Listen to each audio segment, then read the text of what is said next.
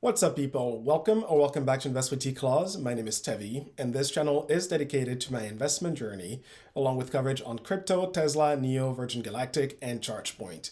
Come for the information and stay for the perspective.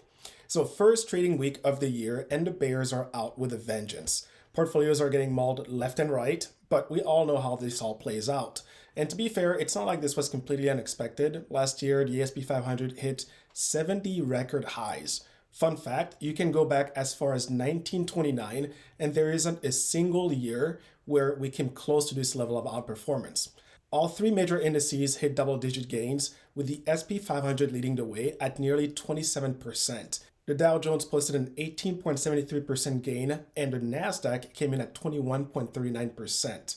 Those are all very respectable gains. And to give you some context, during the past 10 years, you'd have to go back to 2019 and before that, 2013 to see better performance than in 2021, let alone seeing returns above 20%. This was a great year for markets, make no mistake about it. So you can't blame fund managers and institutional investors for cashing in. Kind of makes sense. There is, of course, other reasons for this, but more on that later.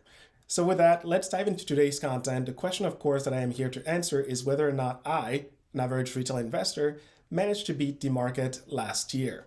We'll look at my account performance versus the broader market in 2021, then discuss the adjustments I've made in Q4 and the why behind it, and close with my predictions for how 2022 likely plays out, along with my year-end target for the account. As always, I'd recommend watching all the way through so you don't miss out on any pertinent information in the thought process.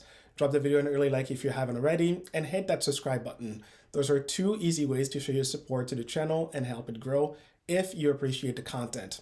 All right, let's get into it. Well then, as I said earlier, the S&P 500 had one of its best years in recent time, and the number to beat is 27% year-over-year improvement. The target I had set for my account to hit last year was 150K. For the record, I don't day trade or use options.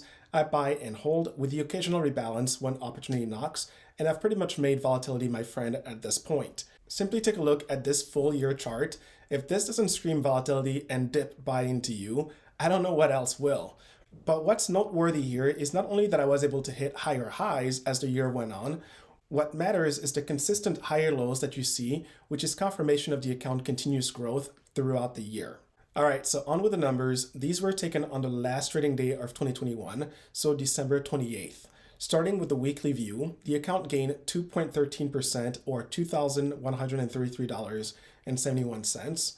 For the month of December, the account declined by 23.39% for the equivalent of $31,286.52.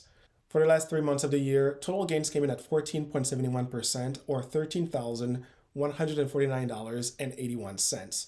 The lowest point of the year was reached on March 8th. This isn't surprising. That was the first major jump coming off of the 2020 year-end rally. The account was worth $67,084.89 for a loss of 6.55% at the time. The peak was reached here on November 8th. Total account value at the time was $155,912.72. That was good for a 117.19% gain or $84,127.97. Probably should have locked in some gains given it all went downhill from there. And finally, the number you've all been waiting for, I ended the year with an account value of $102,508.92. This was good for a total gain of 42.80% or $30,723.35. So the verdict? Well, I more certainly outperformed the market and by a decent margin at that. Though I wasn't able to hold on to the max gains, the flip side is this. I don't have to deal with a massive tax bill that would have come with locking in those short-term capital gains. So, as far as I'm concerned, it balances out. Now, let's talk about the adjustments I've made this quarter.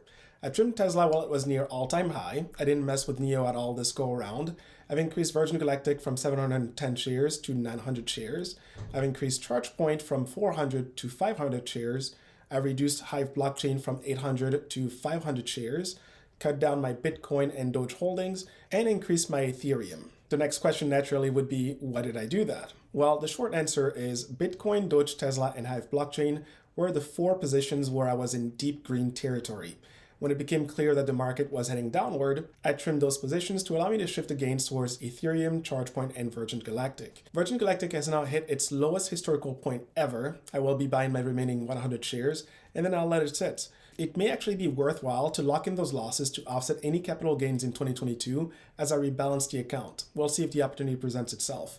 All in all, 2021 was a pretty good year for the portfolio. So then, what are my expectations for the account in 2022? As it is, the portfolio is set up in a way that it should be able to fairly easily touch 150K again. With my base plan additional investment, I'll hopefully reach or get close to my target share counts for each position. As a reminder, that's 1,000 for Virgin Galactic, ChargePoint and NEO, already there for NEO, and 100 for Tesla.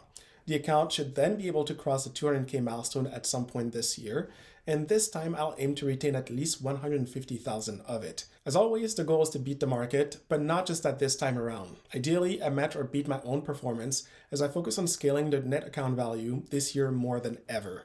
I employ different strategies to get there, so being subscribed to the channel would be of benefit to you if you don't want to miss out on that content. Okay, let's now get into my market predictions for 2022. It's actually pretty straightforward. Everything will center around the Fed completing the tapering process, the number of rate hikes they actually end up doing, and how quickly they unwind their balance sheet. This latest bout of sell-offs was prompted by the release of the Fed December FOMC meeting minutes. The discussion around the accelerated timeframe for the taper currently projected to end as early as March was expected.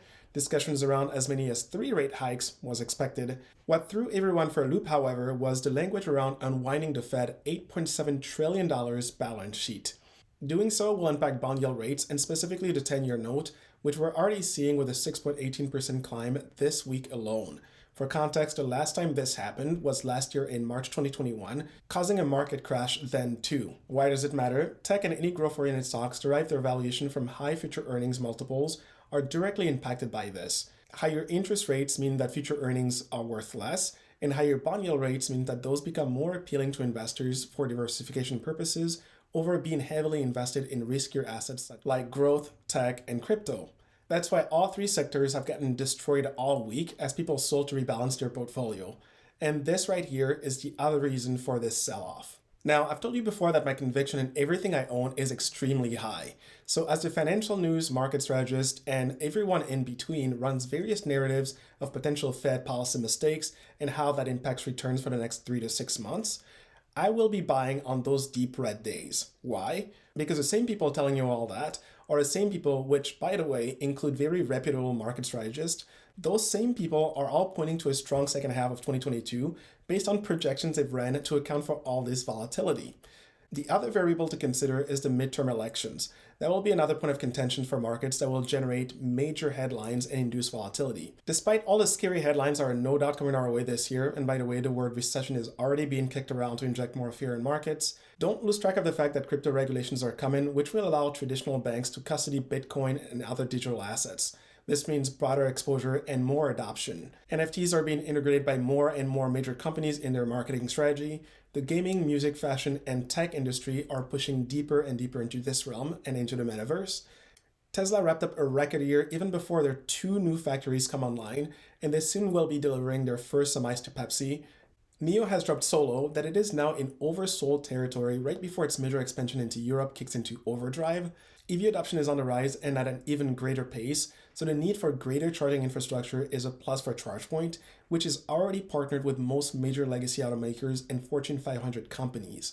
Last but certainly not least, Virgin Galactic will come back in favor later this year as they resume their flight program. All in all, I foresee another great investing year ahead for scaling the account to new heights. But with that, that is it for today. Earnings season kicks off next week with major banks reporting. Markets will digest those results and be closer to finalizing their portfolio rebalancing to account for the latest Fed curveball. Expect a bit more sideways action before momentum resumes. If you made it to the end and found the content insightful, smash the like button if you haven't already, and share with others who you think could benefit from it. For my newcomers, remember to hit the subscribe button and ring the notification bell so that you don't miss out on future content. As a reminder, I post every Sunday and you can check out my last couple of videos for one of the ways I plan to help scale the account this year. Thank you for watching, stay humble, hustle hard, and I'll see you in the next one.